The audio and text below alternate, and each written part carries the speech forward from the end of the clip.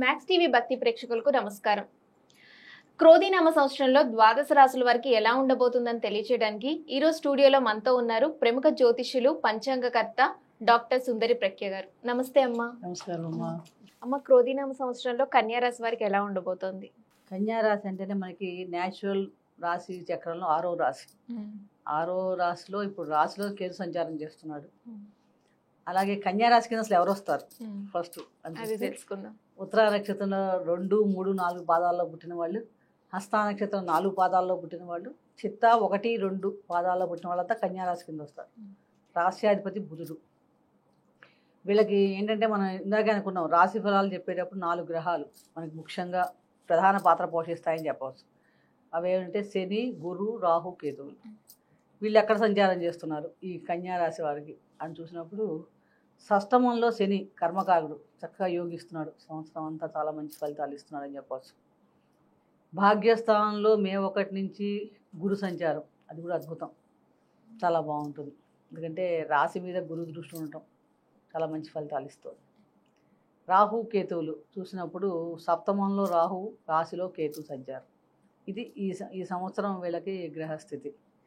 దీని ప్రకారం చూసినప్పుడు వీళ్ళకి ఆదాయం ఎలా ఉంటుంది అని చూస్తే కనుక ఆదాయం 5, వ్యయం 5 సంవాదాలలో ఉంది. అలాగే రాజపూజ్యం 5, అవమానం 2 వీళ్ళకి.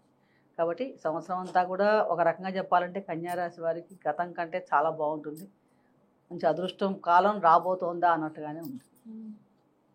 ఇంకా ఈ రాశి వారికి ఆరోగ్యం ఎలా ఉండబోతోందమ్మా? సంవత్సరం ఆరోగ్యం చాలా బాగుంటుంది వీళ్ళకి ఈ సంవత్సరం. ఎందుకంటే గురు దృష్టి రాశి మీద ఉంది కాబట్టి, పంచమ దృష్టిలో ఉన్నాడు కాబట్టి కన్యా రాశి వారికి సంవత్సరం అంతా ఆరోగ్యం చాలా బాగుంటుంది.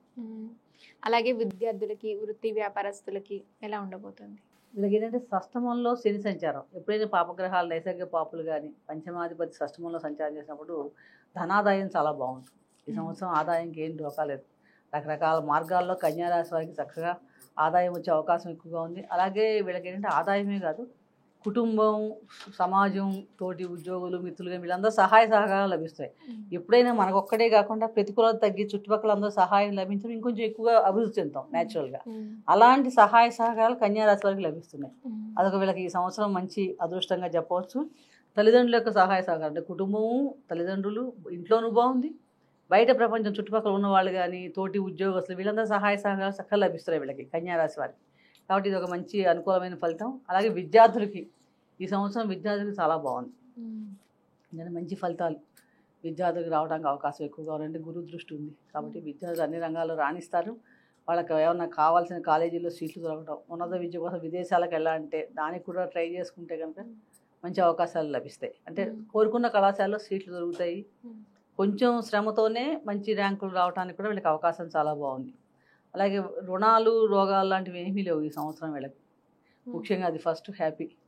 రుణరోగ బాధలు లేవు కాబట్టి ఆరోగ్యం బాగుంటుంది. అదే పెద్ద ఎసెట్, అది చాలా బాగుంది.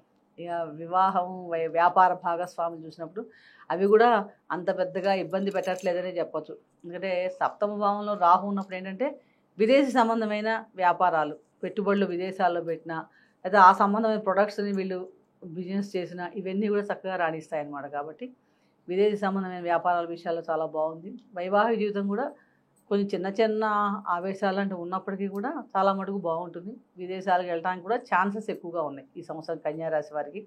అలాగే అనుకోని లాభాలు అంటే అన్ఎక్స్పెక్టెడ్గా మీకు లాభాలు రావడం జరుగుతుంది. ఏ పని చేసినా కూడా అదొక మంచి విషయం. అంటే ఎనీథింగ్ మీరు ఎక్స్పెక్ట్ చేసి ఈ డబ్బు ఈ సంవత్సరం వస్తుందా, ఈ వీళ్ళ దగ్గర నుంచి ఈ డబ్బు రావాలి అని అనుకోరు, కానీ అది వస్తుంది మీకు. అలా ఏదో ఇది అమ్మాలనుకుంటారు, అదంత ధర వస్తుందని మీరు అనుకోరు, కానీ దానివల్ల లాభం వస్తుంది.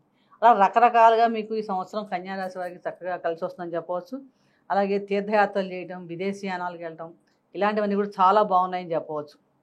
అలాగే ఉద్యోగస్తులకి ముఖ్యంగా ఈ సంవత్సరం పదవీ లాభ సూచనలు, అంటే ఎప్పటి నుంచో ఎదురు చూస్తే మాకు ప్రమోషన్ రాలేదనుకున్న వాళ్ళకి ఈ సంవత్సరం గ్యారెంటీగా మీకు ఎలిజిబిలిటీ ఉందంటే ఎటువంటి ప్రయత్నాలు చేయకుండానే ప్రమోషన్స్, పదవీ లాభ సూచనలు చక్కగా కనిపిస్తున్నాయి. ముఖ్యంగా అంటే అన్ఎక్స్పెక్టెడ్గా మీరు ఎక్స్పెక్ట్ చేయని విషయాలన్నీ లాభపరంగా ఈ సంవత్సరం కన్యా రాశి వారికి జరుగుతుంది. అంటే ఇంతకంటే యోగకాలం ఇంకెవరికి ఉంటుంది కాబట్టి చాలా బాగుంది. కన్యా రాశి వారు ఎటు చూసినా కూడా చాలా యోగదాయకంగా ఉంది. ఇంకా మరిన్ని శుభ ఫలితాల కోసం ఎలాంటి పరిహారాలు పాటించాలంటే? అదే మనం ఇందాక అనుకున్నట్టుగానే శని భగవానుడు మంచి బలంగా బాగా ఇస్తున్నాడు.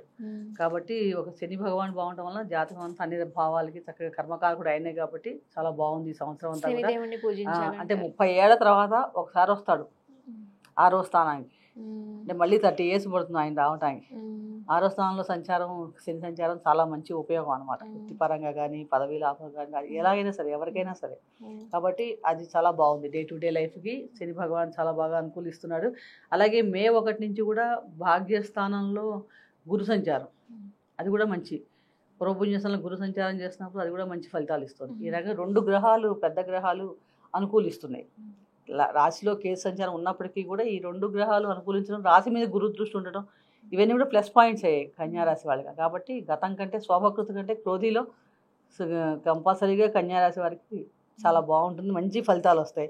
ఇంకా చిన్న చిన్నవి ఏమన్నా ఉన్నా అవి తొలగాలంటే మీరు ఎక్కువగా లక్ష్మీనారాయణ ఆరాధన చేసుకోవాలి.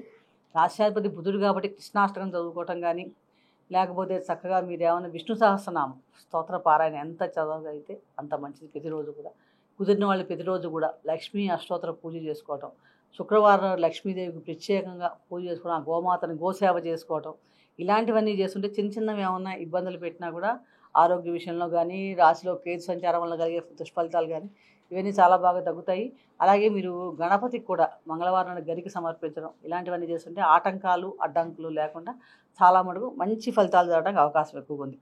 అలాగే ముఖ్యంగా మీ జన్మ నక్షత్రం రోజు, ప్రతి నెల కూడా మీ జన్మ నక్షత్రం వస్తుంది కదా, ఆ రోజు మీకు మీ జన్మ జాతక ప్రకారం ఏ దశానాథుడు జరుగుతోంది, ఏ దశ జరుగుతోంది, ఏ భుక్తి జరుగుతుంది చూసుకొని వారిద్దరికి ఆ గ్రహానికి సంబంధించిన మంత్రాలు జపం చేసుకోవడం, నవగ్రహ స్తోత్రాల్లో, లేకపోతే దానికి సంబంధించిన ధాన్యం, అంటే ఇప్పుడు రవి దశ జరుగుతుంది అనుకోండి, సూర్యనారాయణమూర్తికి ఆరాధన చేసుకోవడం, గోధుమలు దానం చేయడం, అట్లా ఏ గ్రహం జరుగుతుంటే ఆ గ్రహ సంబంధమైన ఇవి చేసుకుంటాం వలన ఎటువంటి చిన్న చిన్న ఇబ్బందులు ఉన్నా కూడా ఈ సంవత్సరం అంతా కూడా చక్కగా అధిగమించి కార్యజయం, సుఖ సంతోషాలు, అధిక ధనలాభాలు ఇలాంటివన్నీ ఉంటాయి. ఈ సంవత్సరంలో మీకు ముఖ్యంగా సోమ, మంగళ, గురువారాలు ఈ 3 రోజులు చాలా అత్యుత్తమైన ఫలితాలు ఇస్తాయి. కాబట్టి ఏ పని చేయాలన్నా కూడా ఈ 3 రోజుల్లో ప్రారంభిస్తే కనుక ఉత్తమమైన ఫలితాలు పొందుతారు. ధన్యవాదాలమ్మా. సర్వే జన సుఖినో భవంతు.